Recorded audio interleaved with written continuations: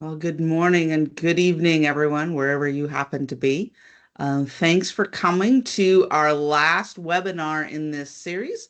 Where this is number 6, so everyone who made it all the way through is going to get that extra special badge once they're processed today. So thanks for coming. Today, we're going to hear about how disasters are treated in popular culture in the United States and in India. And so we're going to start with Professor Lenora Borchardt, who is she is our senior adjunct faculty member in our program here at Pierce College. She has a passion for film and popular culture and how disasters are treated in that. So with that, Lenora, I turn it right over to you. Terrific, thank you. I'm going to go ahead and do a share to pull up my slides here. And we are going to go on a, a bit of a tour. There we go. Of looking at the humanities and popular culture. So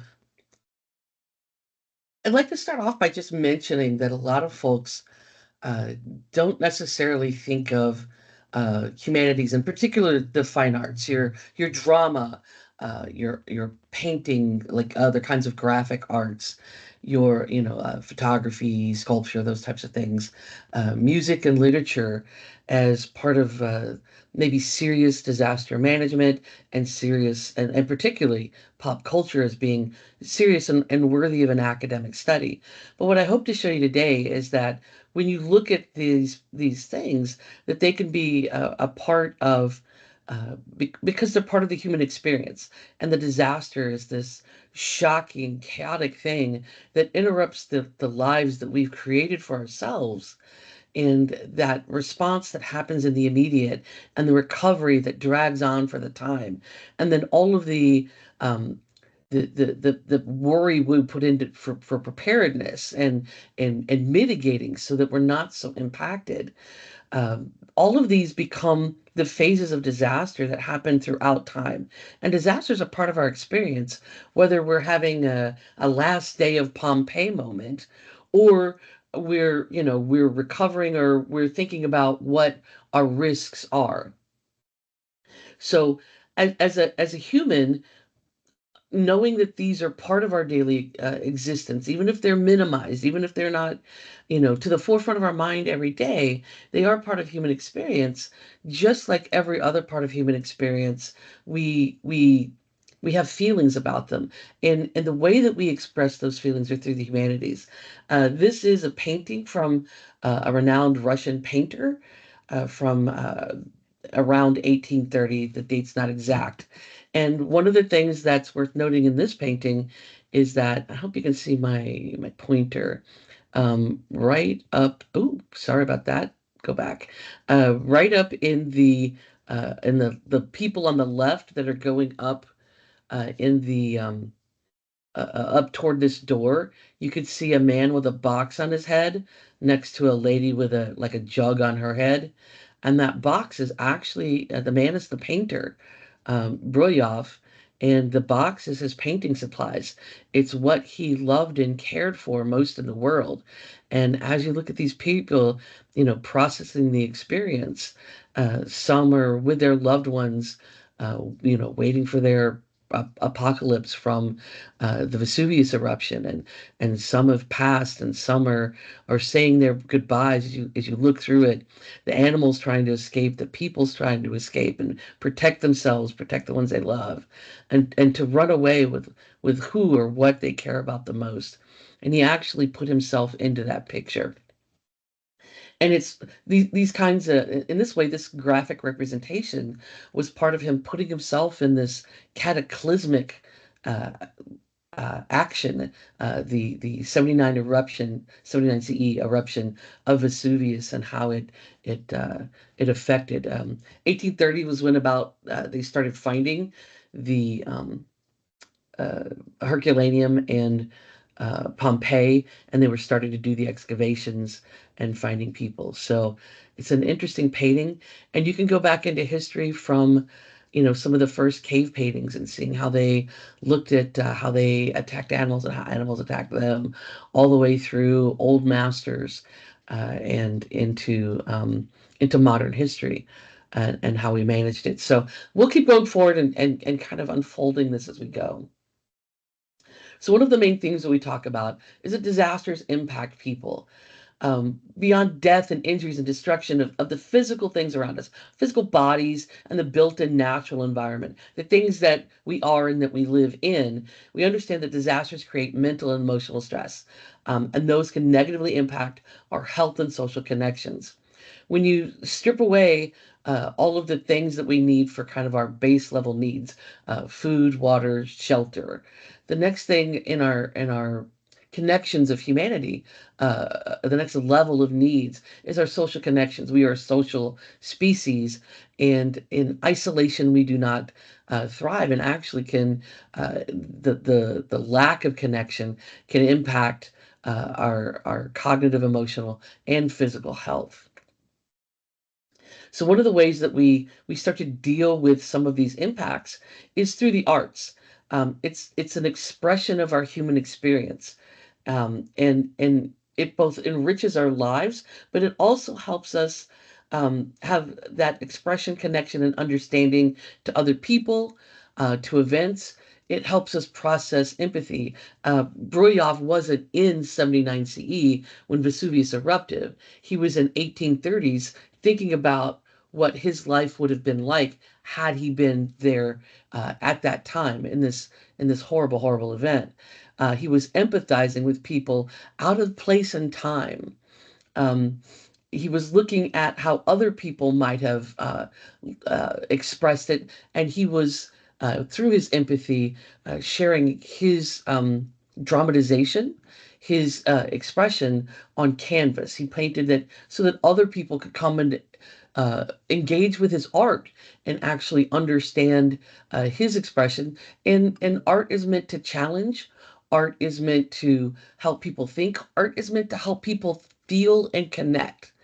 And so, regardless of the medium of the art, whether it's music, painting, sculpture, they're all literature, they're all really meant to help us connect with other people at an individualistic as well as a social level.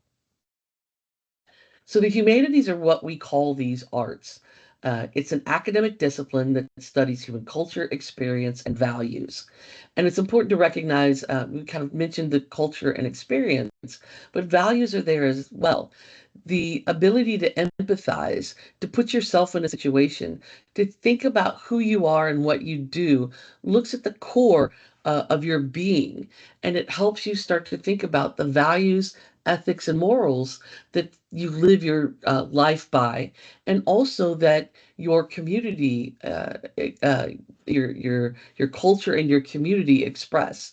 So as you look at these kinds of disasters, and a perfect example is we'll talk a little bit later about how in the United States our disaster funding disproportionately affects the poor, the people who can least absorb the shock to their personal and economic system are the ones who get the least amount of help from government as they look to recover and rebuild their life.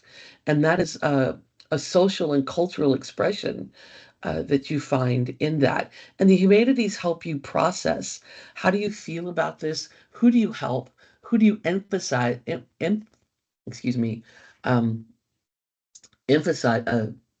Empathize with. Ooh, I got that all twisted up. Who do you empathize with, and how do you look at investing in the rebuild? So the humanities help you figure out what not just your culture and your experiences are, but what the values are that you personally, your society, and your culture hold dear. And that comes into disasters as we look at how we're going to express them, how we're going to recover, how we're going to repair, and how we're going to mitigate. So, how we invest in shocks to our lived systems. So just defining kind of what the humanities are, there's many, many branches of the humanities. As you look across your college catalog, you'll see philosophy, which is looking at those questions of who we are, what we value, and how we structure ourselves. Linguistics and languages, so the study of language itself and comparative languages, along with the ability to the individual languages themselves, which also leads us to literature. How do we communicate and express ourselves orally? Religious studies, not as much looking at things like individual theology.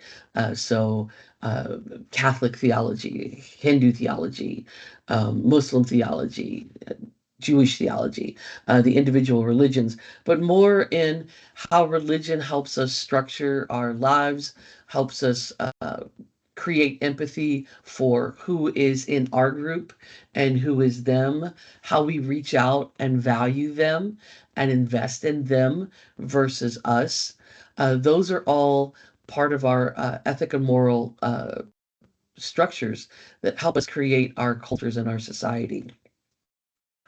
I'm going to look less at those and more at the ones on the right, the visual arts, literature, musicology, visual arts being painting, graphic art, sculpture, basically the kind of pictures on the wall, things you own and hold, right?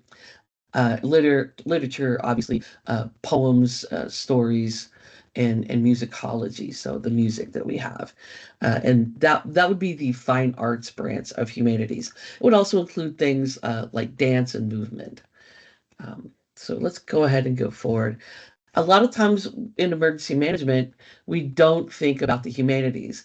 Emergency management itself is a social science, and we tend to think about the um, the history a little bit, but we tend to think about where we are in the now and how we prepare for the future, but not understanding and having a great grounding in our experiences as people, as humans, and looking at the full human, I believe is a lacking in our whole community expression. We talk about whole community and getting people involved because it's important to look at, what they care about. But that means we have to have empathy. We have to understand their experience. We have to understand their expression of experience. And I believe that if you're pulling together whole community meetings so that you can plan, you can train, you can talk about funding, you can talk about the vision after disaster of what you want your recovery to be. Uh, Being able to have people express themselves and work through the cognitive and emotional aspects of either their fears of a potential future disaster or their empathy um, and projection of what happened to them, what could have happened to them, or their lived experience would be an important part in helping them bridge the emotional and logical gap that lets them be a whole person as they start to work on the project. So humanities are important, and we'll see some projects in a couple minutes where not just in the response phase or in the recovery phase, which are kind of the cherry picking, the easy parts of understanding where humanities can come into play, but throughout all the phases of disaster, these humanities can be important.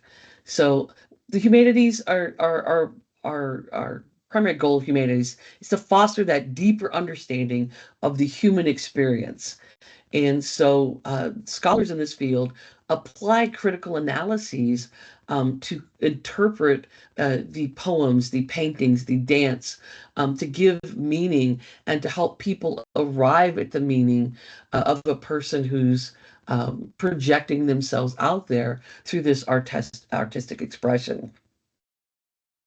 We start to look at different perspectives and we start to connect with the humanity of other people. We take people away from being an us and a them, and we all become a group together.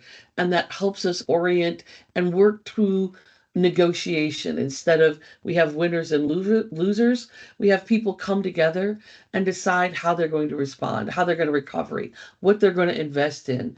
We start to see the other people outside of our normal groups as part of us, and we invest in them as humans. We bring them into our community, and we are able to form a new community vision that's more inclusive, and that helps other people through the worst moments, for many of them, of their lives from that disaster incident.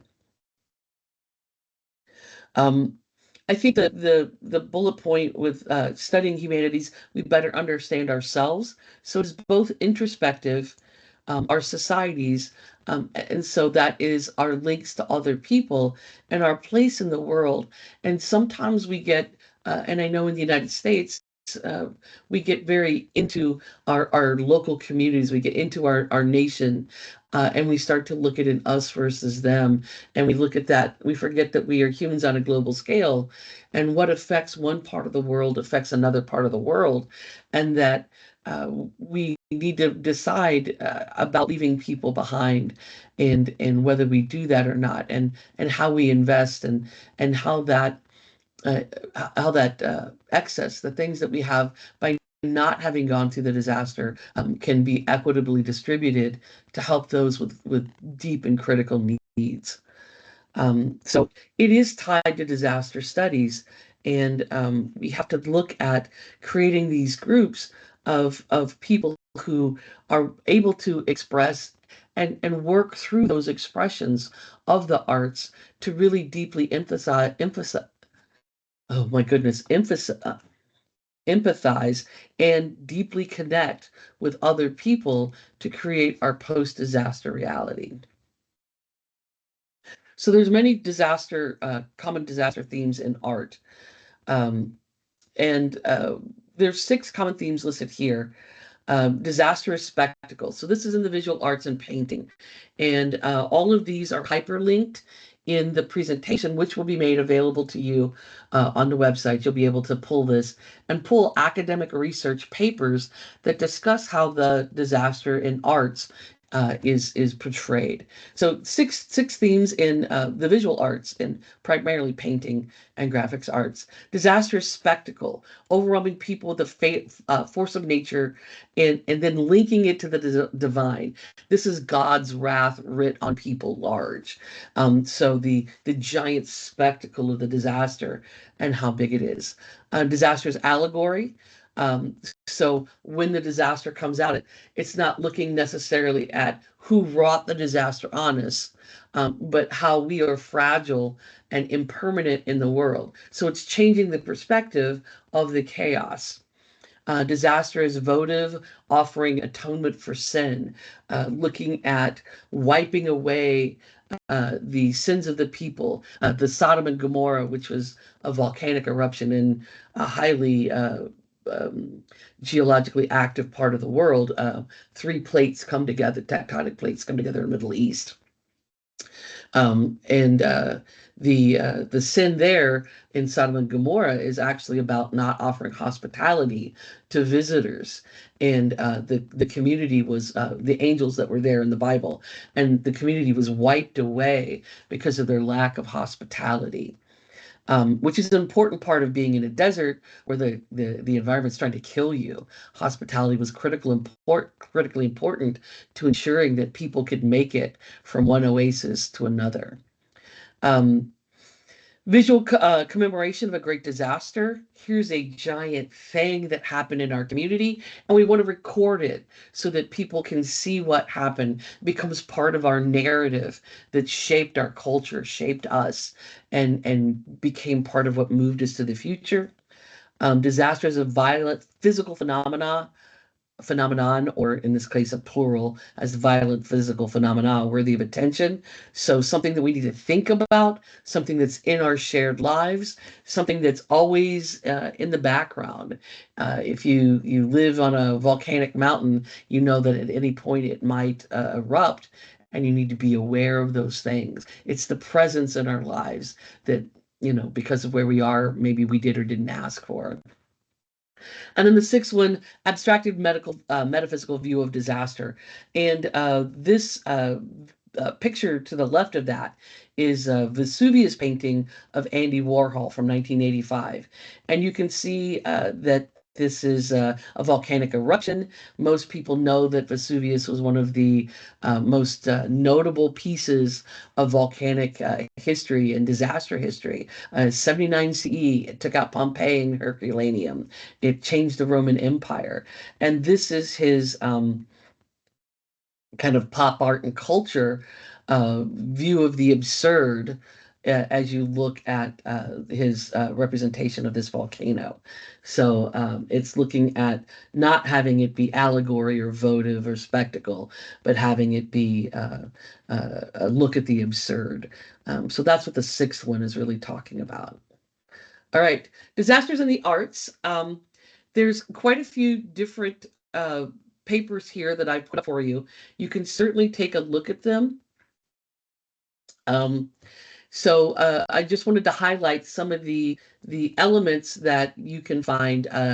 Disaster risk reduction done through theater. So the top one was community theater in central Vietnam, and this community theater group was testing to see if having people. It was for women.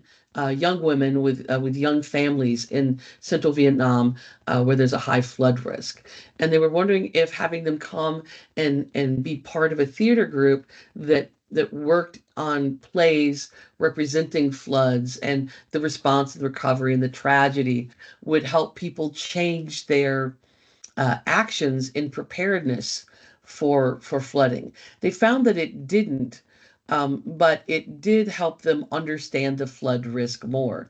So while it didn't actually move them to action, it changed their incorrect perceptions of flood risk. So there needs to be a different action that helps them take their knowledge now and motivate them to doing something different. But it did serve as an educational piece so that they understood the risk better. So it was part of the disaster risk reduction process. The second one is a person who looked at how popular music helped in Christchurch, New Zealand. In 2010, where they had several major earthquakes and aftershocks, it was a whole swarm event that really was quite devastating. And there it says KB thesis playlist. This woman, I'm going to pop that up. Um, so this was part of her thesis, and she found a playlist of songs that she put out available so that as part of the music that was played to help people relate to the disaster and became part of that disaster. So that is a hyperlink that you can follow and listen to the songs. It looks at everything from FEMA, reaction to the Federal Emergency Management Agency, who at the federal level does emergency management in the US after Hurricane Katrina, to the Oklahoma City bombing, looking at flooding in the Memphis in the 1927 floods, along with their own Christchurch, New Zealand music. So there's about 17 songs here that you'd be able to take a look at and see her playlist that came from this. Uh, Integrating music into natural disaster recovery. This is about music therapy that looks at how this music therapy helps people address the human loss, the economic damage, and their emotional, psychological struggles, and the community and cultural impacts resulting from. So, this is a paper you can read on how music did that. And then the last one is an art show that was put on so after Hurricane Maria went through Puerto Rico, there was a huge amount of outpouring of art. The artist of Puerto Rico really brought it. I actually happened to go down there personally on vacation to help stimulate the economy when they opened back up again. And they had a couple different exhibits that I personally attended from Puerto Rican artists on their feeling of the natural outcome of the hurricane, but also how the recovery went and how the investment went. And actually, the governor of Puerto Rico was voted out of office um, because of his response and the uneven response and the favoritism that people felt. There's still recovery happening in there, what, 7, 8 years later. And some of that art was brought to the museum, the Whitney Museum of American Art in New York. And that hyperlink down at the bottom will take you to some of that art that was brought there. It was a 5-year retrospective after the hurricane, and there are, if you click, there's like 6 different groupings of art. Uh, Types of art that look at different perspectives, everything from protest art to environmental art on the feeling of the loss of the environment based on the devastation of that hurricane, to the actual uh, uh, physical structures and the community damages that happened. So there's about 6 different things there. If you click through those will take you into some of the different art that you can look at as people expressed it. Um, I'm going to take just a quick second here. Dr. Miller, has our guest from India arrived? No, I think that he must have had some sort of emergency come up. All right. Um, I have a little bit extra time, so will you let me know if he does arrive so that I can hush? I will. Okay, thank you. Um, I'm actually going to pop us out to the Whitney for a second. So this is the Whitney, and it's looking at some of the it's on this uh,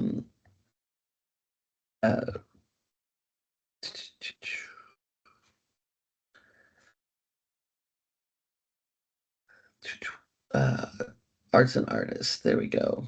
So if you go here, I think one of the interesting elements, we all understand the view of infrastructure issues, processes of grieving and reflecting, and the issues with the ecology and the landscape. Um, One of the things that I found interesting was the tourism. Um, I'm sorry, I said that the governor was voted out. He actually resigned, and the attempt to bring people back to stimulate the economy. Puerto Rico is an island, and to bring people back and stimulate the economy, bring money into the community, they focused on rebuilding where the tourist went. Because that was seen as the way to get the economy started so that they could afford to help the people. The people didn't necessarily feel like that was the best use of their money, as they had to live there. And there was a mass exodus of people from Puerto Rico because they had no power for months and months on end, and particularly people with fragile health. Um, uh, uh, and who had the option and the economic ability to leave the island did so. And when you have that kind of mass exodus, a large number of people do not come back. So the kind of the critiques of tourism and the disaster tourism and the investment in tourism was looked at as a way to help the community be able to recover. But what it did was it delayed the investment in the people who lived there, who needed their power back to keep their insulin cold or to feed and and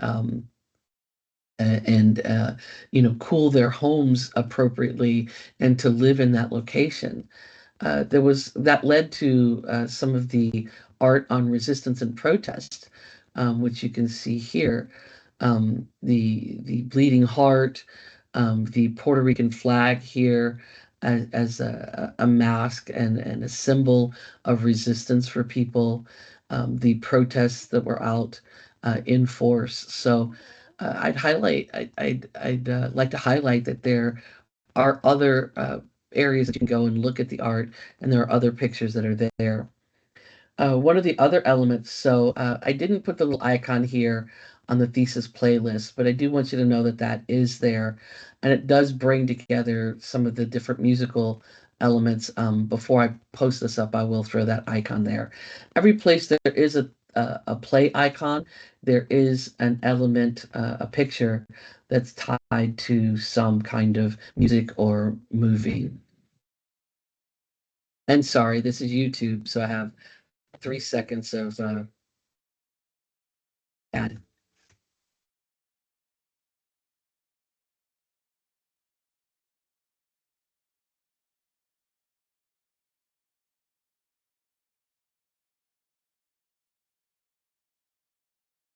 And we're not getting the audio on that, Oh, Lenore. okay. Yeah, no audio. Sorry about that. Well, I will disconnect that. Thank you, Dr. Miller. Um, if you go back, Bad Bunny, popular artist, you would be able to click that, and the Una Velita means little candle, a candle, and it is a picture of it is a song that he wrote about the Hurricane Maria recovery in Puerto Rico. He is Puerto Rican, and it was meant as a tribute to the resilience and the and an appreciation of the protest and a recognition of emotional and um, uh, uh, the emotional and physical devastation to the people in the community. And this was his song to commemorate that for the Puerto Rican experience. So I recommend you go back. Easy to find on YouTube, or you can click through on the picture here and be able to go directly to it. All right, volcano. So that's a little bit about the general arts and the kind of the fine arts. I did want to take a quick dive into popular culture with the one movie that really shows emergency managers and has OEM, Office of Emergency Management, on it. And it's from 1997, and it is about a volcano opening up and erupting and pretty much eating up large chunks of Los Angeles, California. And there's an entire branch, and there's two people in particular, Dr. John Carr and Dr. Samantha Montano, who have done several studies on disaster films. They come from there are current people, and Quattronielli did some of the original work on disaster film studies. But they did a recent study that looked at disaster films from 2000 to 2020 and kind of updated Quattronielli's study from the mid 80s. And it looked at the frequency of hazards depicted in disaster films. Tornadoes, 19%, 19, not percent, 19 hard number, actual number, 19. Earthquakes were 18. Planetary or astronomical event, space objects, 27 events between the two of things, asteroids and things coming from space to get us. Volcanoes, 13. Monster movies, so radiation goes out and takes a small lizard and turns it into Godzilla kind of things. 12. Hurricanes, 9. Alien attack, 8. Paranormal magic and the occult, 8. Pandemic, which seems really oh well, that totally could happen. But in all of the 20th century, there were only 3 pandemics, one in the 50s, one in the 60s, and one in the 90s, I believe. Ice ages, again, that happens on the order of a couple 100,000 years that we have natural ice ages. Sinkholes, solar flares, dark matter, which we've only been really cognizant of in the last 20 or 30 years. War certainly much more prevalent. But as you look, the things that we are most likely to have are toward the right column. The things that we are least likely to have actually mostly are toward the left column. And the study found that disaster films do not reflect reality and have had extensive misinformation in them since 1985. Basically, some of the big misinformation is the prevalence of hazards is skewed. It does not represent their natural frequency. So people are planning for things like shark attack without realizing they're more likely to die within 5 miles of their home in a car accident because you are driving, for most people, at least twice a day near your home because that's your base that you're always coming back to. And driving is one of the most dangerous things that we do. So people tend to think about, sharks or sharknadoes or whatever, without understanding that the real risk that they have is generally what they do getting in their car every day. We're habituated because we do it all the time to not recognizing the risk in that activity.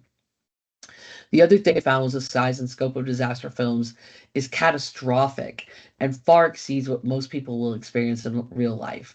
When we talk about disasters, we look at emergencies. That's the things that the police and the fire department, the EMS come. They generally deal with it with a couple of different units. It doesn't even rise to the level of opening an emergency operations center and having full community coordination. So that's the day-to-day emergency. Disaster would be something that affects a part of your community. You're going to look at community coordination. It's going to have multiple kinds of agencies involved, and it's going to take some money. There's going to be some long-lasting effects. So there's going to have to be an investment in creating some type of recovery. And then there's catastrophes that are so outside the scope and scale of what you normally do that no matter what part you're trying to attack, it's almost impossible to get around the curve for that. It's your apocalyptic moments that are wholly destructive. It's the solar flare that takes out all the electronics in our modern society. And then how do you rebuild when people don't know how to do things? So disaster film studies basically get us habituated to thinking that even if there is a tornado, it's going to be 60 tornadoes that eat your entire community and nobody will be able to recover. And that's not what we're looking at. You have to have that story because that's the emotional hook that lets the hero come in and beat back nature and save the world, which is what the disaster film is really about. It also distorts what emergency managers do at all levels, local, state, federal, right? And you'd be able to play this Tommy Lee Jones volcano clip here, and I I Sarah, Dr. Miller, if I were to play the clip, how do I get it to give us sound? So that is a setting on your end when you do the share. All right, I'd like to share sound. All right, let's try that.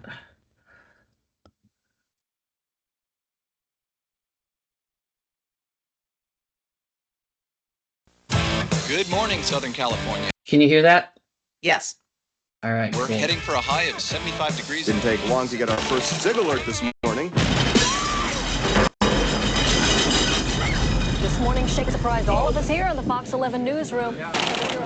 This was a small to moderate earthquake. Epicenter in magnitude is in for a 10 spot. Epicentered in Palmdale.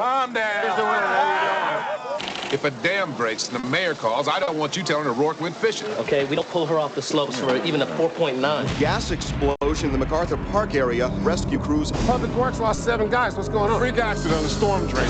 They hit a steam pipe and got scalded. Steam did that? Steam doesn't charge. So that was Tommy Lee Jones telling the Public Works Department how to do their job. In that clip, he's also about to put on a fire suit and go down into a public works drain and evaluate the volcano for himself as an emergency manager. Tissue like this. Nothing. Something else. We got a problem. Number 4 trend, westbound. Temperature on board is 20 degrees above normal. That lake was 62 degrees yesterday. Today it's up to 68. It's a sunny day. Takes a geological event to heat 1 million gallons of water per hour. What is a geological event? Mike, come in. What's going on? It's tremendous heat. This is no good. Get out of here. That's the Train, get off the train. Please do not leave your home. Somebody tell me what the hell is going on. There's got to be something feeding this. When it hits what? It's gonna punch through. You mean you're rough? Yeah. It's just exploded. It's going crazy. The fire's popping off all over the city. That fire truck that just got hit, Tommy goes and he rescues one of the firemen out of there, picking him up out of that in a deadlift, and as an emergency manager, carrying him off to save him. West side is 1 million people. There are gonna be 1 million dead people if we don't evacuate. When Mount St. Helens blew, the force was greater than the Hiroshima bomb. Listen up, let me tell you what's south of us. No more museums, no more department stores, just homes. Moses couldn't reroute this. It's everywhere. That's not enough time.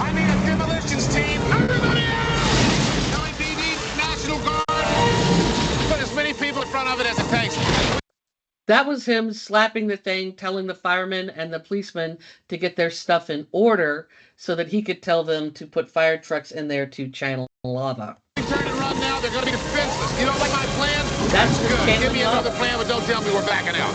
We're going to take this thing to the ocean. Now he's telling the bomb squad In a to drop city a building where anything about can happen. 30 minutes. April 25th. It will. Please stay calm.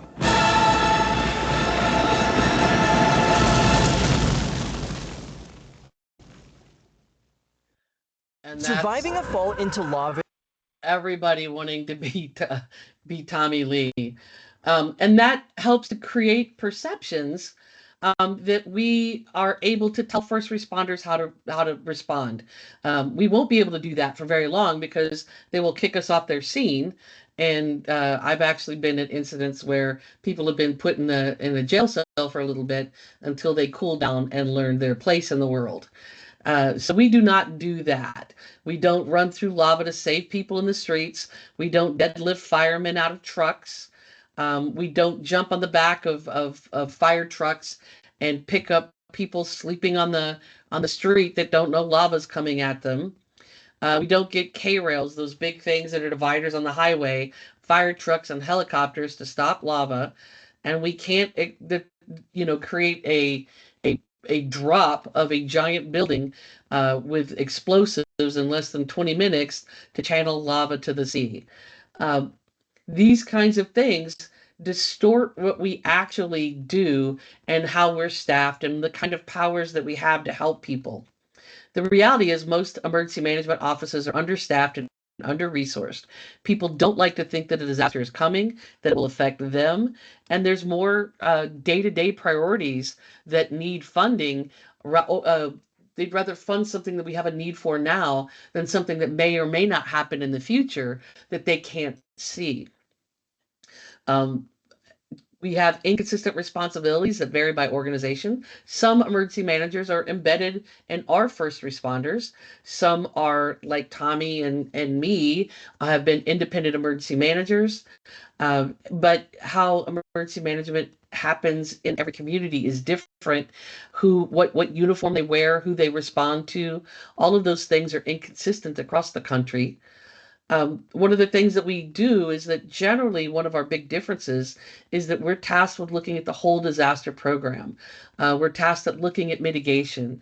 We're tasked at looking at recovery, and we actually lead mitigation and recovery in most communities, as well as preparedness, which is that thing that reaches back to what we were talking about with the humanities: planning, organizing, which is staffing, equipping, training, and exercising, the poety of understanding our risks and getting ourselves ready as a community with very little money, very little staff, almost no power, and most places to actually make people do anything. So by the power of our charm and our skills to entice people, to help them succeed, and to create human connections, we build a coalition of people who have disasters, at least at some point, at some part of their brain. One of the other things that these pop culture things do is confuse who does what. FEMA says all disasters are local. And so disaster operations happen at that local event. They're supported by states if they need more help. And then FEMA comes in if it reaches a threshold. But what you see on the news is exactly opposite.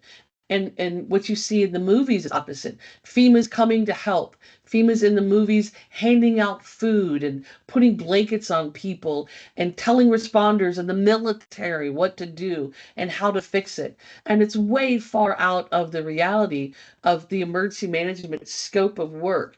So then you end up with people, and there's multiple articles here. Where's FEMA? I've had a disaster. How come they help somebody else and they're not helping me? They don't offer anything. Well, they do offer things, but once you reach a threshold and people don't understand that they're not there handing out sandwiches and they're not there handing out checks to make everybody in the community whole the way they were the day before the disaster again. They do small amounts that get you back on your feet, and they look at other programs to augment. And so that message never comes through. It looks like in these movies that FEMA's there from the beginning. They're directing operations. The federal government's large and in charge and bringing all of the resources of our country to help your community. And the reality is most disasters don't get federal attention because they don't meet the thresholds. It's a local and state supported incident. So there's some articles that talk about what FEMA has done.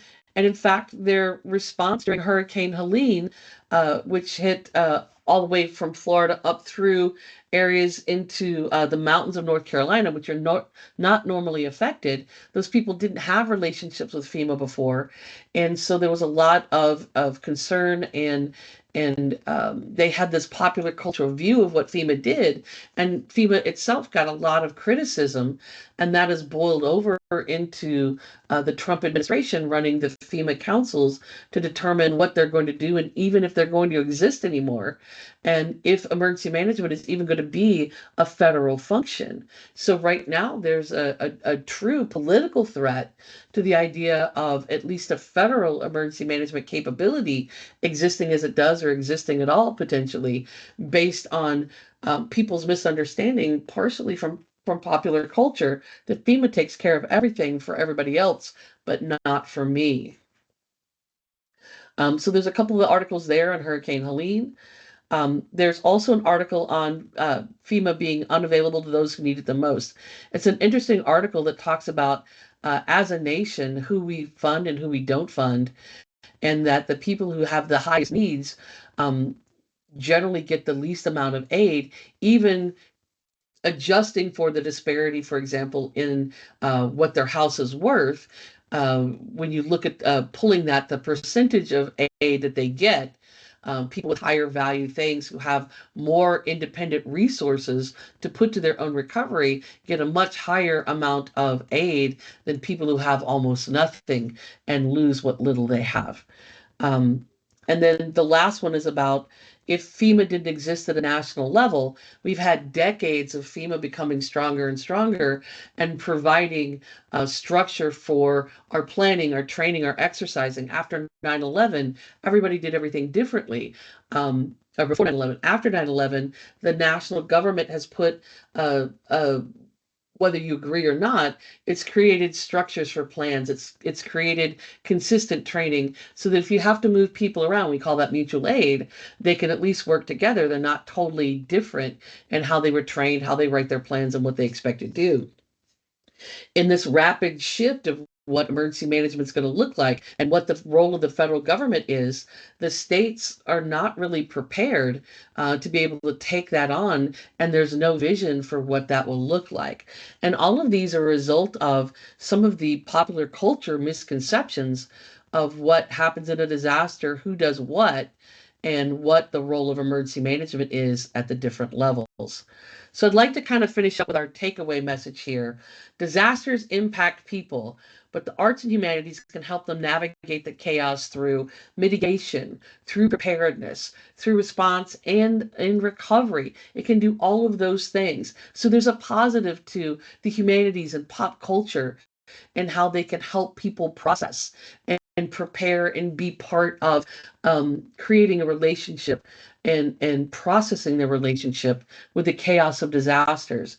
But the arts also impact disaster management, and the desire in the art to engage the emotions, to create the dramatic hook, can lead people to not understanding the risk that they actually face and be unprepared for the correct actions and resources, including what they can get from the structures, whether it's public or private. We do have private emergency managers that work for companies, but getting that emergency management support, that disaster response, recovery, mitigation, preparedness, the support that they get to build programs, to make themselves resilient, to respond and to recover and rebuild after the disaster. So pop culture can negatively affect that, and the arts as well, by creating these catastrophic views, these overblown things to engage the emotions, to shock you into attention, and to honestly, to sell tickets to movies and stuff as well, can can uh, can alter how people feel about disasters. And that can impact the resources, and it can impact the resiliency of the community and the resources and the structures that are there to help them through those phases. So there's a little clip here. I know I'm right about at time, and I want to leave some time for questions. But this is the end of the movie San Andreas, which is an earthquake movie that generates a tsunami that attacks poor California. They seem to get it a lot. And if you'd like to see that kind of end where we all figure out what we're going to do, and Carla over there, Gugiano, is what do we do now, as they're looking at all the devastation and the Golden Gate Bridge and the water and all of that, and the Rock turns around and says, "Now we rebuild." And it's that I think it was a great quote, and I hope you take a look at that scene. But what it does is it helps people start to think about how you connect to the incident. It's a very dramatic moment where you see the devastation, you feel the feels, and you think about what your recovery is going to start looking at. It's about creating the community that looks at that disaster recovery. All right. So this will be made available to you, but I'm going to stop sharing here and see if we have any questions or comments that someone would like to throw in.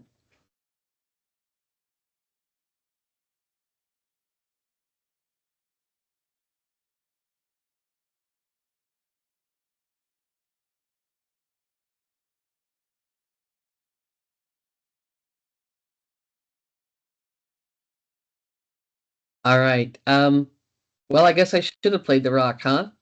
Um, Hearing nothing, Dr. Miller, do you want to wrap us up? I will. Thanks for expanding your content a little bit there. Thanks to all of you for coming. For those of you that this was number 6, you will get that special badge for attending all 6 sessions. And this is our last webinar in this series. Vikas and I are jumping on a meeting right after this, and we're going to talk about whether we start this back up in the spring or not. So if you enjoyed it, let us know. And we will be sure and let you know if we do start them back up in the spring. So again, thank you everybody for coming, and have a good rest of your day.